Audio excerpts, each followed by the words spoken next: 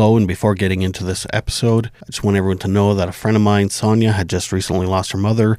Sonia is actually going to be in an episode coming up here in a few weeks. She's incredibly sweet and lovely and funny. My heart is breaking for you, Sonia. I'm so sorry, and my deepest condolences.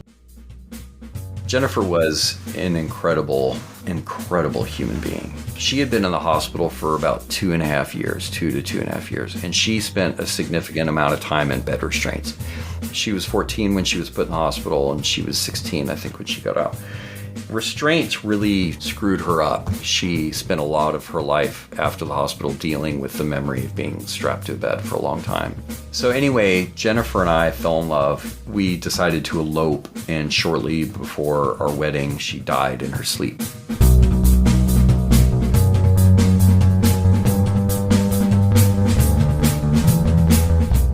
Hello, welcome to another episode of Bunny Hugs and Mental Health, a free, safe space for people to share and learn from others' experiences with mental health and addictions.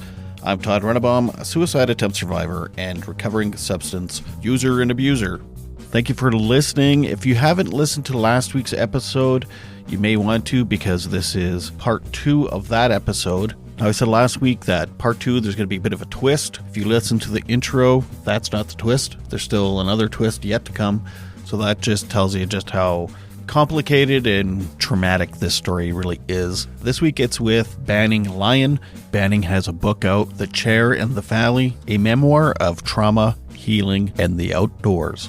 Again, I'll have a link in the show notes for his book, and as well as links of my own. Please check them all out. Now let's get right to it. So without further ado, I'm going to give you Banning Lyon.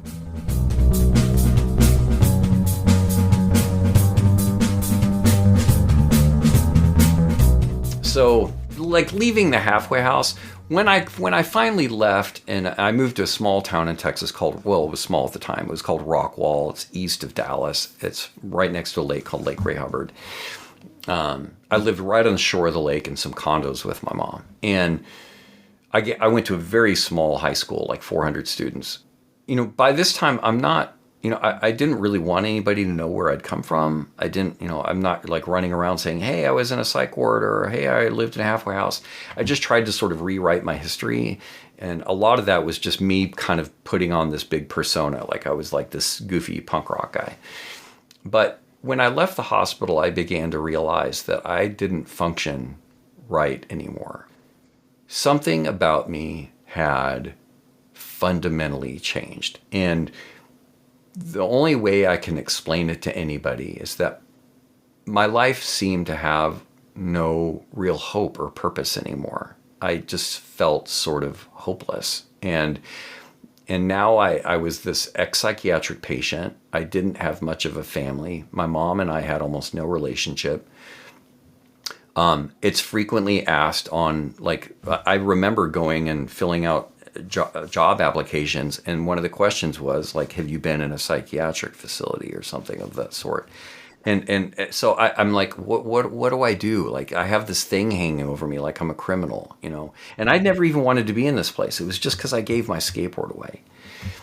So my life after the hospital was filled with this sort of hopelessness and desperation, and I began to feel genuinely, for the first time in my life, like suicidal. Like I began to feel really angry, and I felt like real rage toward people who seemed to have their lives sort of put together for them, people who would laugh and feel genuine joy and happiness that would bring out these feelings of like anger and rage in me, because I wanted that happiness, and it made me angry that other people had it and that I didn't have it, and that my family had been taken from me and that my life had been taken from me. And I began to like publicly fantasize about like publicly committing suicide at school, like to sort of emotionally damage as many people as possible. And that went on for years. You know, I became a punk rock drummer. I learned to play drums. I'm a drummer. Yeah. Oh, are you? Oh, yeah. Awesome. Oh, we could like nerd out about drums. Yeah. So I fell in love with drumming. So I started a band with 2 brothers, and their family kind of became another family of choice for me. Their parents sort of took me in. And I loved them for that. They made me feel very normal, and they kind of knew I didn't really have a family, so they would cook dinners for me on weekends, and they really took me under their wing, and it sort of gave me this vision of what could be. I was like, oh, like this, like maybe my life isn't hopeless. Like maybe I can have some normalcy in it, like some glimpses of goodness. So, but I was like this little black cloud who would follow people around. My instinct at that time really was to just kind of ruin people's happiness. I pushed the guys in my band away, and so they threw me out of the band a couple times. And then finally they were like, okay, we're done. Like, we can't do this anymore. And so it was right around this time that I was going to a community college, and I had gotten a dog. And I was sitting on the floor with my dog, and I was working on some drawings. And the phone rang, and this is like a month or two after I got thrown out of the band. And I pick up the phone, and this guy says, "Is this Banning Lyon?" I said, "Yeah." He said, "Is this Banning Lyon that was in this psychiatric hospital?" And I was like, how do you know? Like, only a handful of people in my life knew this fact about me. It was an attorney, and he was looking for me. It turns out he was representing the singer of my old band, and they had mentioned my name in front of him, and they said, "Oh, you know a guy named Banning?" And they said, "Yeah." And he said, "I know an attorney looking for a guy named Banning. Wow. Can you give me his phone number?" And so if my name had been John, they may never found Right. me. So, By the way, Banning Lyon, that's like an awesome drummer name. thanks. Yeah, my name's. I do love my name. It's the source of a lot of stories in my life. I'm grateful to my parents. It's one of the best things my parents did for me, was name me. And that's not to diss my parents. As screwed up as they were, they did their best, but they did some harm, that's for sure. So, that being said, I call this attorney that this guy puts me in touch with, and he said, "Hey, I want to talk to you about the hospital." And he mentioned the name of one of my friends from the hospital, a guy named Kevin. And so I was like, "Yeah, I'll talk to you about it. But if you've talked to Kevin, you probably know more," because Kevin had been in the hospital for like 3 years or something. So I drive out to his office the next day, and he begins to ask me questions using terms that normal mortals and the outside world don't know. Like, he would say, "Do you know what a 30-minute chair is? Do you know what indefinite chair is? Do you know what permanent chair is? Do you know what restraints are? Do you know what Dr. Rush is?" Dr. Rush is a weird one and kind of a scary one for me. It was the code that they called over the PA in the hospital when they were going to pin somebody down to a bed and strap them down and restrain them. They used the code calling Dr. Rush to like Unit A or Unit B or Unit C. And what that meant was all the orderlies that are free right now rush onto the unit and grab some restraints and pin this person down. Dr. Rush was not a person. It was a code, like a call to arms to get all the orderlies to come in and pin somebody down to a bed. So he knows all this about the hospital. And then he says to me, "Do you know the state of Texas, the Texas Attorney General, Dan Morales, fined the company that ran the hospital you were in for paying kickbacks to school counselors for having kids put in the hospital?" Stop. And I was like, "No, I didn't know that." And so he said this company had been fined for what they called, quote unquote, aggressive marketing practices. So they had been headhunting to get kids signed into the hospital. So I was like, fuck it. I want to join this lawsuit. So it was a class action lawsuit. So it took a year.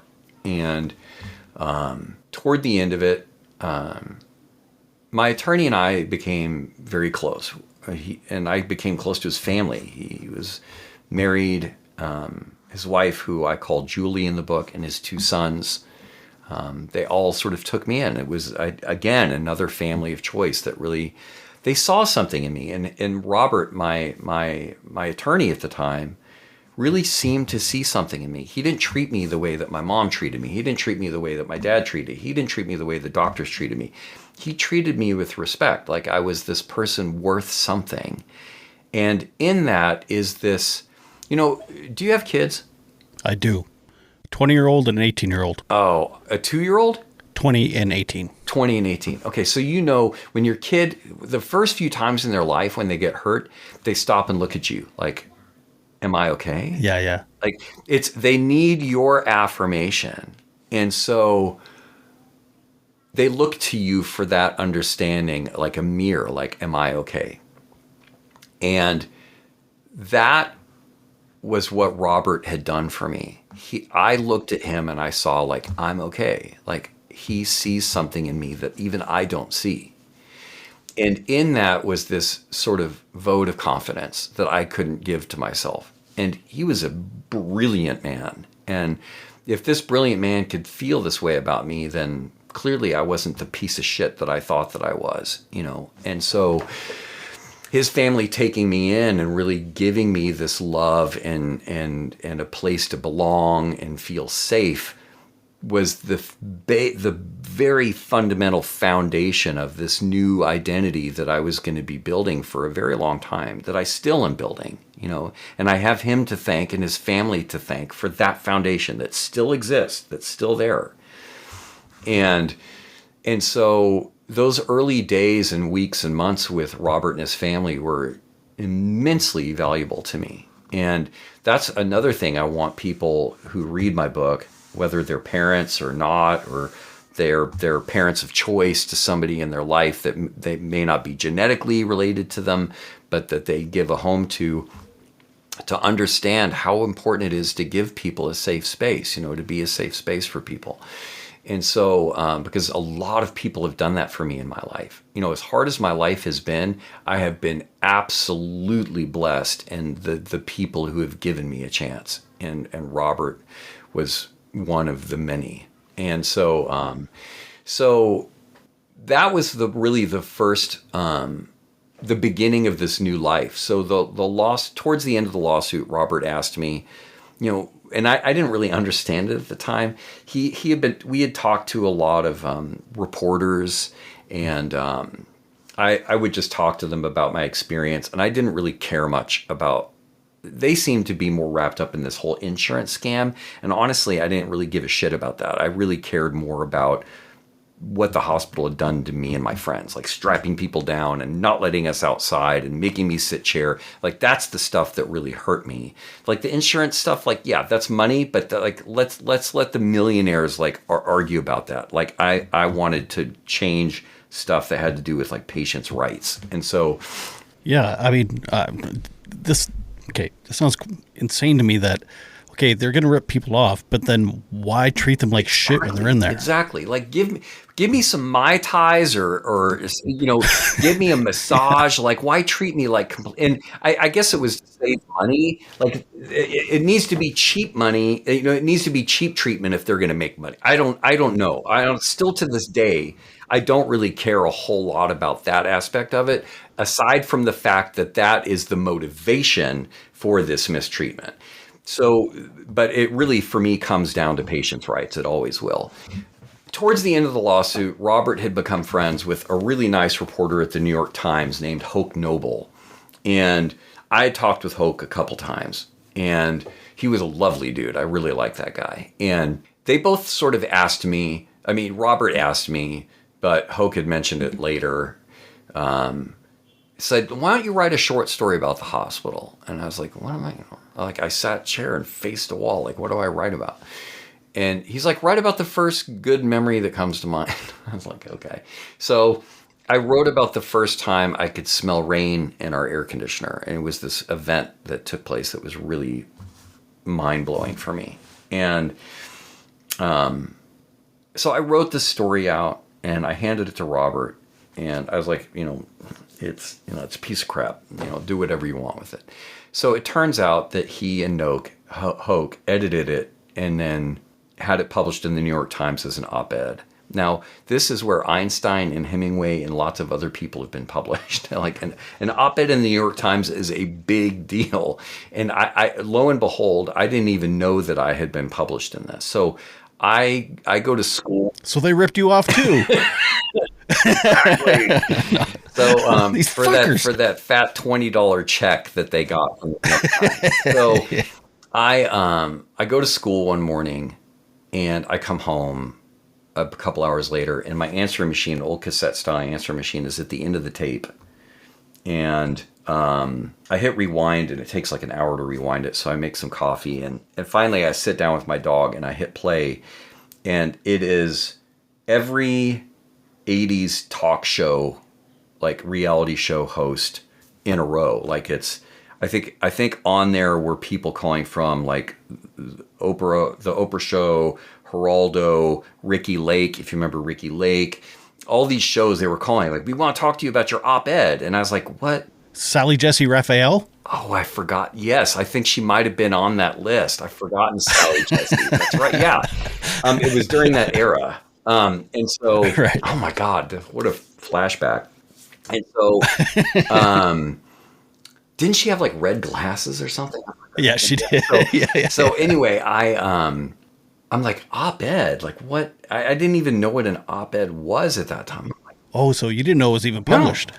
And so I call Robert, and I'm like, because the first message on there was Connie Chung, and I had a huge crush on Connie Chung when I was a little boy. I used to sit in front of the TV. I'm like, oh, it's Connie Chung.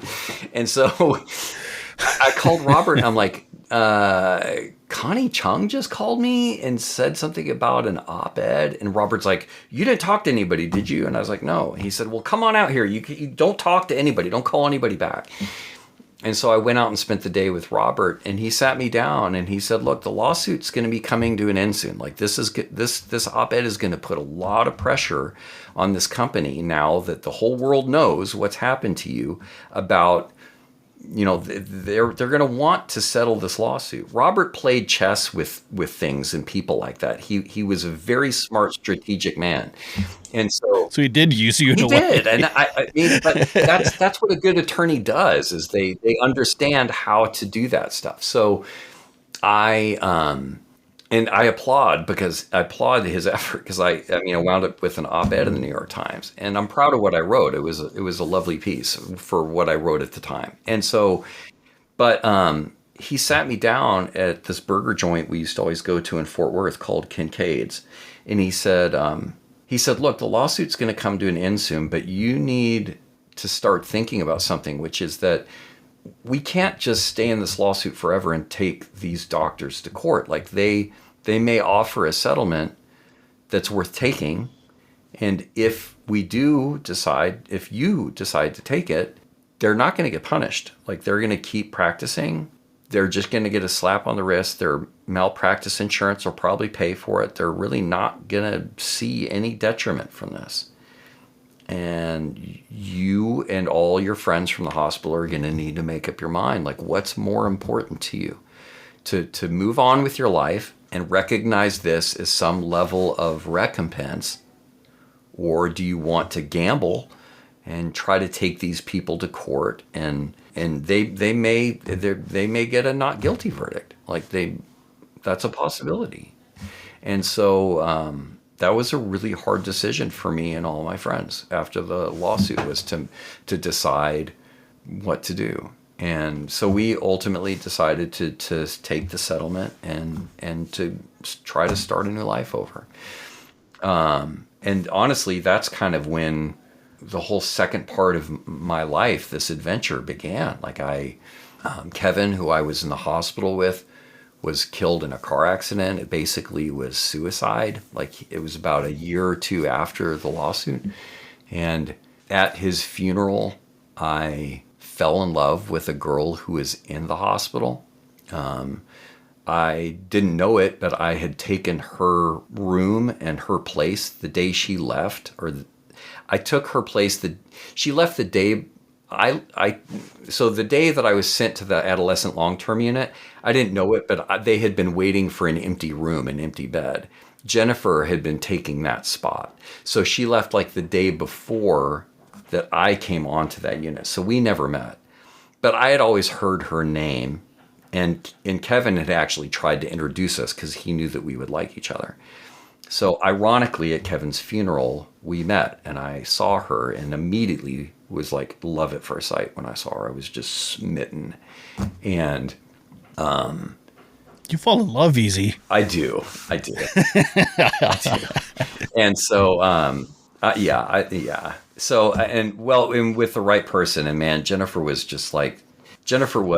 an incredible human being. And when she left the hospital, she had been in the hospital for about 2.5 years, 2 to 2.5 years, and she spent a significant amount of time in bed restraints. And she was 14. She was 14 when she was put in the hospital, and she was 16, I think, when she got out.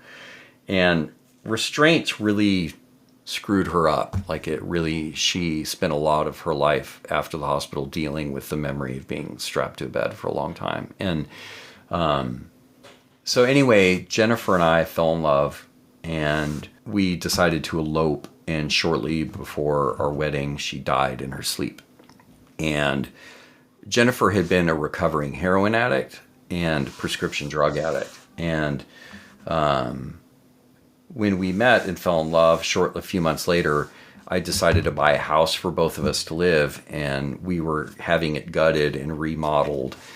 And she died about 2 weeks before that work was done. So I had to move into this house that we had worked on together by myself. And so when Jennifer died, my life, it was like I died. It was like some part of me died. And I remember sometimes I would look down at my body and think, like, why do you have to keep living? Like, I don't want to keep feeding you and putting water in you to keep you alive. Do you mind me asking what year this was? Jennifer died in 95. So she was 23. We were both 23. We were only 3 months apart in age. And I was 3 months older than her. And so my life fell apart. Like, I moved into this beautiful new house. Was she part of the lawsuit too? She was. Okay. Yeah, she was part of the lawsuit. Robert knew her. Her and Robert were very close. They were very, very close. And so it's so funny. I can hear her voice in my head still. I hear her voice perfectly. And so I lived in our house together, and I just kind of began withering away. I put all her stuff in her closet, all her dresses and clothes, and I sort of built this dusty shrine on her side of the bathroom that had all our candles and pictures and postcards and books, and all I would do is play PC games. I'd just play computer games for 30, 40 hours at a time. This is in the advent of the early internet. So it's like CompuServe and internet in a box, and I'm getting into like early online gaming, like games like The Realm, and then eventually EverQuest and things like that. And those things just swallowed me whole, because it was a world where I could live where none of this suffering existed anymore. It was like I got to live in another place. And so I loved that, and I still love that about gaming. I'm still a gamer. But gaming ate my life whole back then. I would play games I'd fall asleep at my computer, and my hours totally inverted. I would sleep all day and go to bed and wake up at night, and I would play all night, and then I'd go to bed when the sun rose. All I had in my life was my dog. And then eventually Robert pestered a friend of his to come befriend me, and he becomes a character in the book. He's basically like my brother. His mom worked on our lawsuit, and he and Robert were very close. And so he was my age, a little younger. His name's Nathan, and he's like my brother now. And Nathan came over and kind of befriended me during a time when I really needed a friend. I didn't really have any friends. And Nathan kind of became my raison d'etre. Like, he was this reason to exist for me. I just wanted to spend time with this really nice guy who didn't seem to care at all about the lawsuit. And that was one of the things, and it's hard to explain this to people who don't know what it's like, but all my friends from the hospital, who I still am close to each other, were normal. Like, we have this shared experience that we don't need to explain to each other. I spent 6 years writing my book, and there was one of my earliest drafts I wrote about the halfway house, and I called it The Island of Misfit Toys. And I took it out eventually, and then when my book was picked up by Maria Shriver and Penguin Random House, I asked my editor, I was like, can I use that, the Island of Misfit Toys? And he's like, oh yeah, use it. That's great. So I put it back in because to me, that's what the halfway house really felt like, was this island of misfit toys. We were all broken in sort of this very similar way.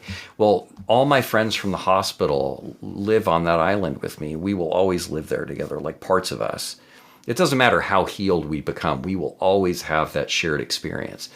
And so Jennifer was a big part of that for me in a very deep, very intimate way, like a way that I've never shared with anybody else, even people from the hospital.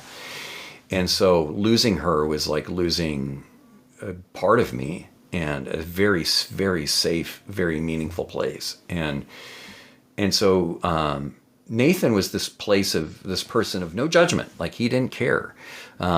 He didn't ask questions. He didn't pry. He didn't seem to care. He just wanted to hang out and have fun.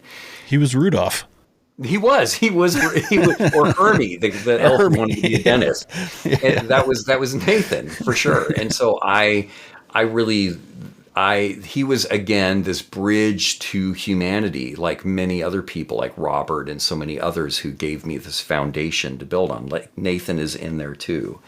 And so, my life, and I'll speed it up, but ultimately, after being a recluse in this house forever, and then staying in Texas for too long, and like worshiping at Jennifer's like dusty shrine that I built in the house for years, and I finally, through 15, 20 years of work, slowly began to realize, like, I have to change my life. Like, I can't keep living like this. Like, I'm squandering this life that I've been given. And so I ultimately, through a lot of hard work and effort, I became a backpacking guide in Yosemite National Park. And for me, the outdoors has always been my happy place. I grew up with my dad, like, hiking outside. We used to go to Canada a lot and go camping and backpacking, and the outdoors has always been my safe place. And being taken away from it in the hospital when I couldn't go outside, for me, was this lesson for me that was where I belonged.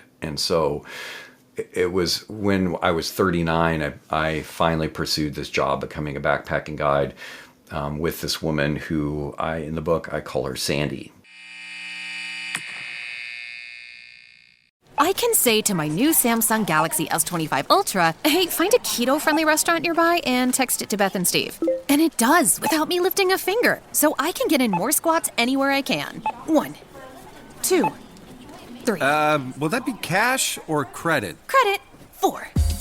Galaxy S25 Ultra, the AI companion that does the heavy lifting so you can do you. Get yours at Samsung.com. Compatible with select apps. Requires Google Gemini account. Results may vary based on input. Check responses for accuracy. This episode is brought to you by Indeed. When your computer breaks, you don't wait for it to magically start working again. You fix the problem. So why wait to hire the people your company desperately needs? Use Indeed's sponsored jobs to hire top talent fast. And even better, you only pay for results. There's no need to wait. Speed up your hiring with a $75 sponsored job credit at Indeed.com/podcast. Terms and conditions apply. Ryan Reynolds here from Mint Mobile with a message for everyone paying big wireless way too much. Please, for the love of everything good in this world, stop.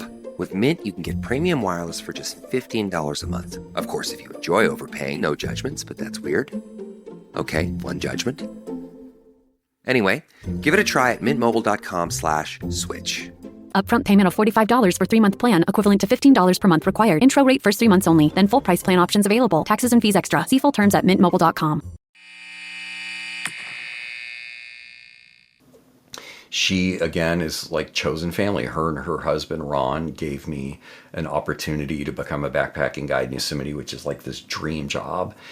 And I fell in love with guiding, because guiding for me not only gave me a purpose, like what Buddhists call right livelihood, where you have like a job that contributes to the benefit of human beings, but it also gave me this shared experience, in that what I realized when I was guiding is that we are all broken. Like, no human being exists that's not broken. Like, it is the human condition to be messed up. And it is that bond that we have that brings us closer together.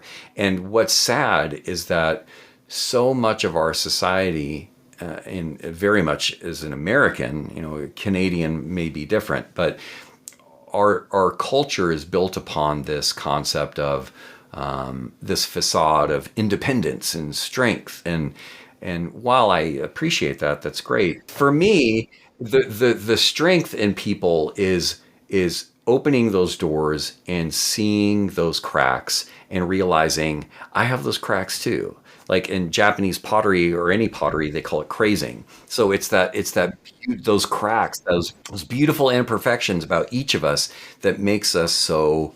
That's where the gold is in that stuff. It's not in the I'm strong, I pulled myself up by my bootstraps. Like bullshit. Like I don't fucking care about that. Like what I care about is where are you cracked? Like where are you cracked, and how does that change how you perceive the world or perceive other people or get make you more compassionate or whatever. So guiding gave me the opportunity to do that for other people, to serve people, to do things for them that felt meaningful, to give them a safe space, to care for them when they didn't feel well, to cook food for them, to do dishes for them. Like I live off that. Like that made me so happy to provide these moments of really special, like just special moments in the backcountry in nature. Like that to me is what I live for. And in that, when you backpack and you go out in the backcountry and your biggest concerns really are like water, a shady place, and like a nice place to sleep.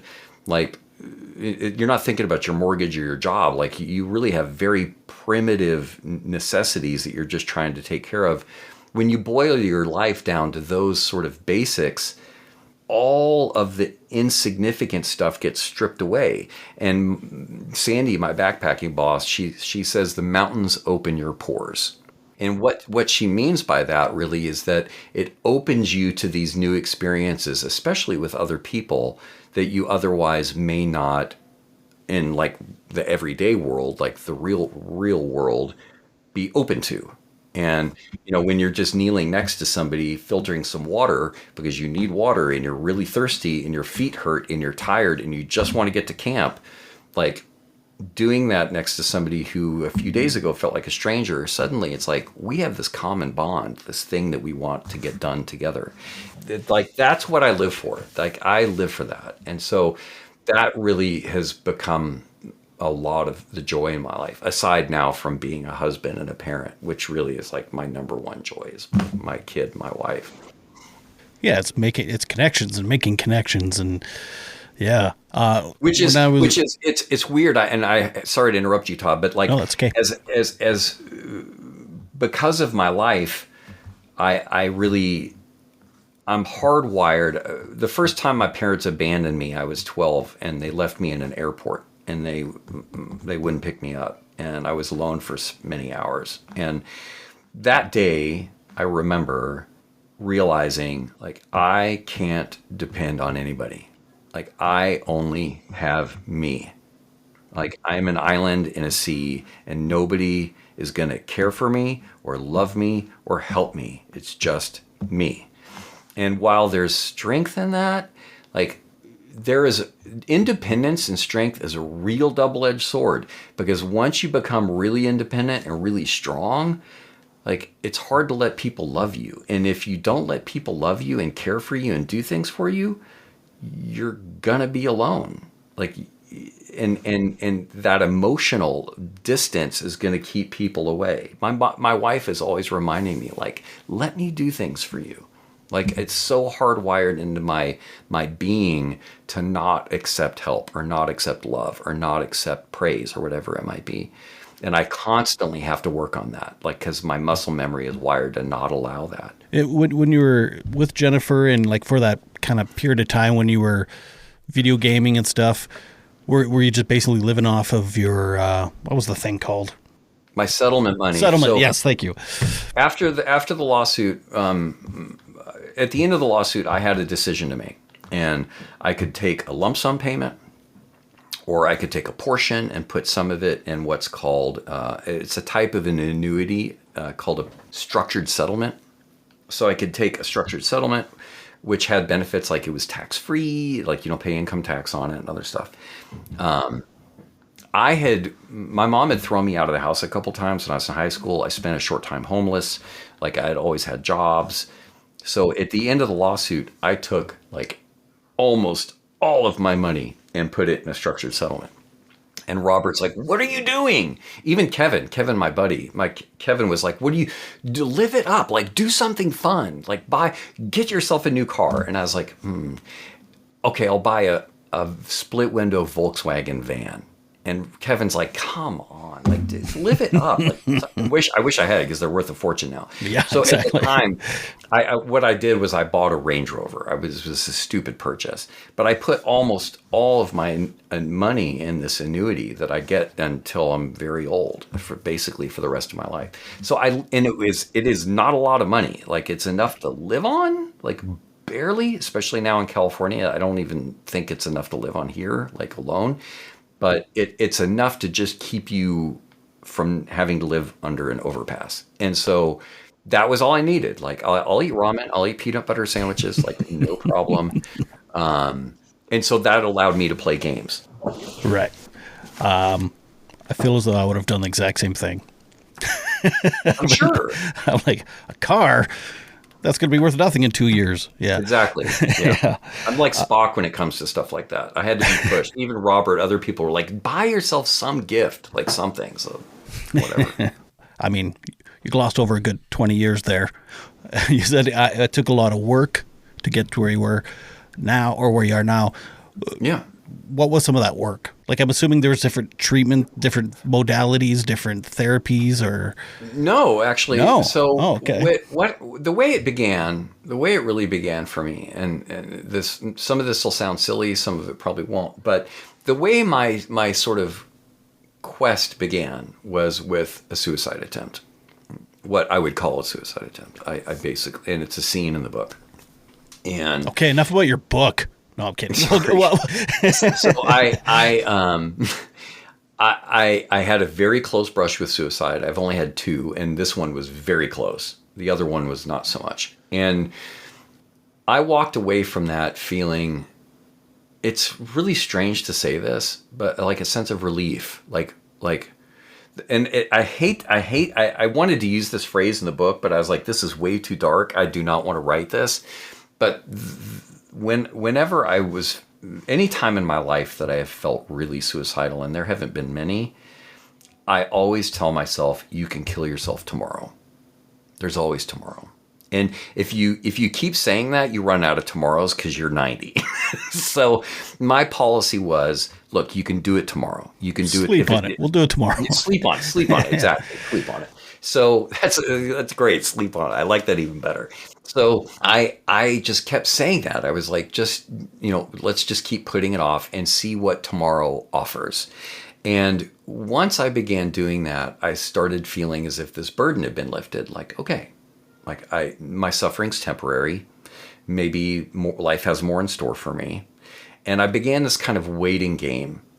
And a lot of people seem really motivated to kind of proactively change their life. And I'm a big believer of like, as a drummer, you understand this, like some of the best drumming is where less is more. Like you take a band like Pink Floyd, where half the music is the silence, is the space. And so my mom has a piano, an embroidery above her piano that says, music is what happens between the notes. And to me, that really summarizes like how I felt about my life at the time. Like I needed to wait, and I would know when it was the right time to make a change. And it might be really scary, but I would have to jump when those moments came, and I would have to be ready to jump.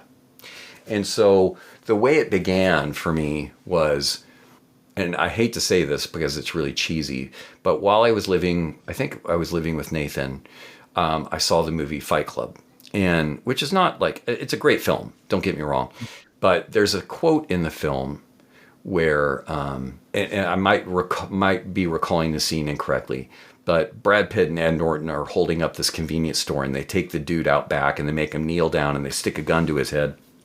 And Brad Pitt's like, what have you always wanted to do with your life? And the guy's like, he's crying because he's afraid he's about to be murdered. And they go through his wallet and they find like a college card. And he's like, what's this? And the guy's like, I went to veterinary college. I always wanted to be a veterinarian. And Brad Pitt says like, you need to go back to school and become a veterinarian. And then they let him go. They let him run off. And Brad Pitt says during that scene, this is your life and it's ending 1 minute at a time. And that haunted me. It still haunts me. Like, I need to get a tattoo of that, because there's going to come a time when we're all lying on our deathbeds, if we're lucky, looking back thinking, what in the fuck have I done with all that time? Because you as a parent know when you have kids, time radically accelerates. Like, you blink and your kids are 3. And so as you get older and older and older, time seems to speed up. And so I really, in my 30s, began to sense that. And I was like, I need to get a move on. Like, I need to get my act together if I'm going to get my life put together.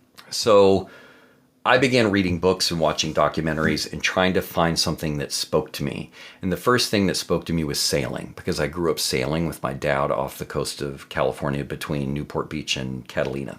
And so I've always loved the ocean. So when I was 39, in 2010, I got a job working as a sailor, and two strangers, total strangers, hired me to fly to the Bahamas and get on their 28-foot sailboat and sail with them for 2 weeks back to North Carolina, Norfolk, Virginia. We would land in Beaufort, South Carolina, go through the ICW, and go up to Norfolk, Virginia. Two strangers. My best friend, she called it the murder cruise. She's like, those people are going to murder you and I'm never going to see you again. But I knew in my heart of hearts it was the right thing for me to do. I could just sense it, because I really liked these people. We had talked on the phone. It just sounded fun. And I wanted the ocean. I just wanted to do that. And it was the experience of a lifetime. I made 2 of the closest friends I've ever made. I had an absolutely amazing 2 weeks. And we got along so well that they hired me to work on a 42-foot wooden schooner in Martha's Vineyard and to take people day sailing for 4 months, which was the summer of a lifetime. So I was like, you know what? I'll have this gig. And they told me, they're like, we'll do this every year for decades. Like, you can live in Texas for 8 months and you can live in Martha's Vineyard for 4 months of the year and get paid. Like, it was incredible. So I was like, that's enough. I was like, this sounds like the dream life for me. So I was dating a woman in Dallas. I was planning on just going back to Martha's Vineyard and sailing on this boat every summer. So I did that for 4 months, flew back to Dallas, and 4 days later, the boat was destroyed in a freak storm. It was like a century storm in Martha's Vineyard, record-breaking storm. And I was like, I just remember thinking, like, why does this stuff always get taken from me? And it made me angry, and I was still feeling motivated. And so I just spent that winter resting.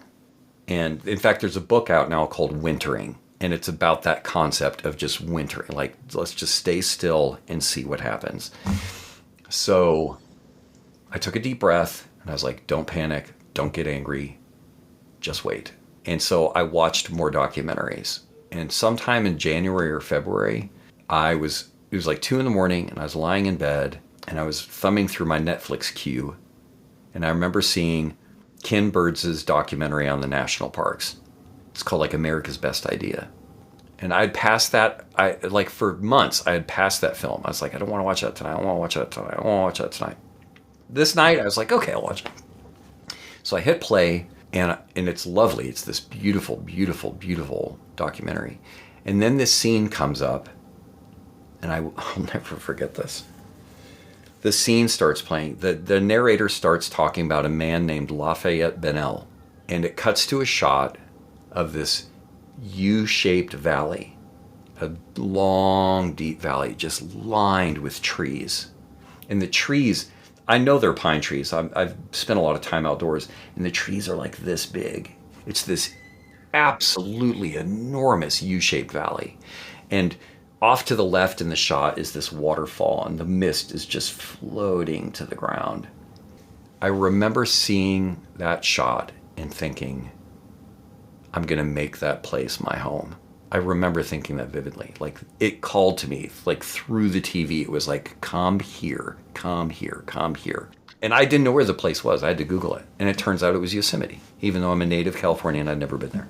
So the next morning I woke up and I Googled the words backpacking Yosemite. And the first thing that came up was REI, the co-op. I do some investigating and I find the woman who's the contractor that REI hires to run all of her backpacking trips in Yosemite. And I email her and I said, hey, I will work for you for free. I don't need your money, but I want to become a guide. And she's like, hey, how about you slow it down and just like book a trip? And I was like, no. I want to become a guide. Like, I want to change my life. And so I write her this like the Facebook message was so long, I had to send it in 2 parts. And I vomited my life on her. I told her about the hospital and Jennifer and all this shit. And she responded. She's like, whoa, you need to slow down. She responded with K. And so she made me a deal after we bounced some emails back and forth. She said, why don't you fly out here for a job interview and let's see how it goes. She's like, this guy's a psycho. Exactly. So he's been in a psychiatric hospital. What do you expect? So she lives about 5 minutes from where I live right now. And she lived at the time about an hour from where I knew my dad lived, but I had not seen my dad in 26 years. Oh, man. So I emailed my dad and I said, hey, I'm going to be in the Bay Area for getting into job interviews to be a backpacking guide. Or I didn't email him. I called him and said this. And his voice, I can still hear his voice in my head. The way he would say, Banning, the way he would say my name. You're hearing voices? I am. I was in a psychiatric hospital. Okay, I'm just writing this down. I remember suddenly feeling like unafraid of my dad. And because we had no connection, like at all. I didn't know the man. I hadn't seen him since I was like 14. And began the very slow process of sort of rebuilding a relationship with him. And it was surprising because I, for people who've lost a connection with a family member, like a parent who's still alive, there's this fear or hesitation that is repellent, like it'll keep you from reaching out to them. And especially as the child, I felt very like, I was like, my dad should be the one doing this. Like I didn't get rid of me. He got rid of me. Like it's his obligation to reach out to me. And Robert, my adopted dad, used to always say, he's the one who motivated me to reach out to my dad. He would always tell me like, look, yes, you have every right to be angry and never see him again, but then you'll never see him again. Like, think about that. And so when I did finally reach out to him and begin rebuilding a relationship, I realized it was never going to be the same again. Like I could not expect to start where we stopped. It was going to be an entirely new, wholly different relationship. And I had to let it be its own thing with its own set of rules. And my dad was not going to do everything that I wanted. So I had to give it free rein and just give it like a big wide open area where it could just live its own life and be its own thing in its own relationship with no expectations. That would be scary. Hard. Yeah. It was really scary. I mean, but you had boundaries so high that you didn't talk to him for 25 years and now you're just getting rid of all those boundaries. Correct. Just going, let's see what happens here. And I had a dad that I loved, like my adopted dad, my attorney, because my attorney and his family adopted me. They legally adopted me when I was 23. So they were my family now. And so Robert, my adopted dad, and their family, they're like, reach out to your dad. Like you can have two dads, like you can have two families. You're not cheating on me. You're not betraying me by like reaching out to your original father. And so he really was the prime motivator in getting me to rebuild this relationship with my dad. And my dad and I continued to work on our relationship very delicately. It was like this dance, this very delicate dance that we had that continued on for 13 years. You know, my dad passed away two years ago. And he read my book. He was able to read the book before he died. And he learned about Robert adopting me and his family adopting me and all the stuff that had happened to me. And one of the things that he told me upon reading it was, he said, "I'm really glad you had Robert. I'm really glad he adopted you and gave you a home." You know, he was really grateful to him. My dad, in his own way, finally did kind of acknowledge what he had done. There was not a sorry. It wasn't like a grand apology, but it was some level of recognition. And that was enough. That was enough. So the work you did was basically you watched Fight Club and a Ken Burns movie. Ken Burns documentary. That's the work you did.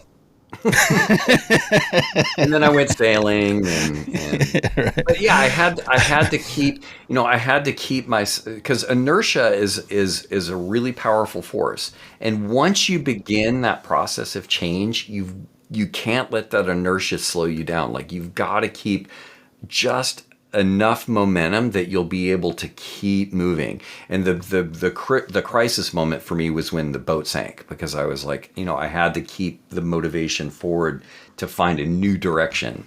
And that was really hard for me.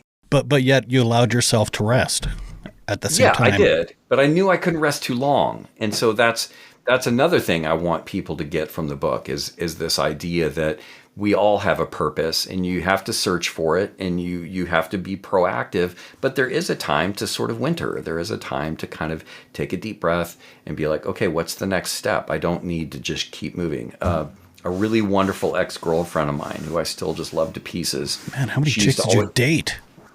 She used to always remind me. She's like, working out is great, but your body gets strong when you rest. And that's super important for people to remember. Yeah, I know with having a podcast and doing public speaking and stuff, I'll get frustrated to the point that it's like, well, I'm just not working hard enough. Or, so then I work, and it feels like I'm spinning my tires, and then I just get more frustrated, more disappointment. And then Correct. If it's like, okay, if I just take a few steps back and chill out a bit, I've planted all these seeds. You got to give those seeds time, and then things start to pop up. And exactly, it's like planting seeds. I'm in that process right now, spinning my tires a little bit, to be honest with you. And I should be wintering. It's winter here. Yeah. Man, your story is incredible, and I can relate to so much of it. Not exactly, things, but it's okay to say you relate to it. I mean, I get that. It's important. Yeah. Like I used to be a Boy Scout and stuff, and I went on canoe trips and stuff in my 20s, like way northern Saskatchewan with high school kids. It is so amazing, those trips, because you see, I don't know, there's no masking when you're doing these kind of things. So you see the real people, the real them come out in these moments, and these trips are unforgettable for them. So you're a part of someone's memory that they're going to have forever, look back on fondly, or maybe not fondly, but either way, you're this major, and some of these events, like these canoe trips or this thing, your backpacking trips, it is sometimes when people learn more about themselves, and they do pivot their life after an event like this. So it's pretty major. I mean, you are in a way like a therapist. Oh, totally. Yeah. It's funny. I when people ask like what I do, and I tell them I'm a backpacking guide, I always tell them like it's I'm part massage therapist, I'm part therapist, I'm part bartender, I'm part cook, I'm part hooker. No, sorry. And the thing is that what you said is so true, is that you live in this privileged space that you're going to be with these people during a moment or days that they're going to remember for the rest of their lives. And so it really is this incredibly privileged position to I always tell my clients or students, thank you for giving me this time in your life, like for sharing it with me, because you'll remember this forever, and I get to be a part of that. And so, yeah, it is. It's the greatest job in the world. Like it, and yeah, I would do it forever. Love it. What's the name of your book? Let's plug your book. My book is called The Chair and the Valley. Yeah. I love it. Thanks. I'm surprised you don't have a documentary or something yet. It's funny. A lot of people in my life, my wife and Sandy, my backpacking boss, and her husband, all my friends, they're all like, "When's the movie coming out? Who's going to play you in the movie?" It's It'll be Ed Norton. I would appreciate that. That would be cool. I'd be like, "Hey, I saw you in Fight Club."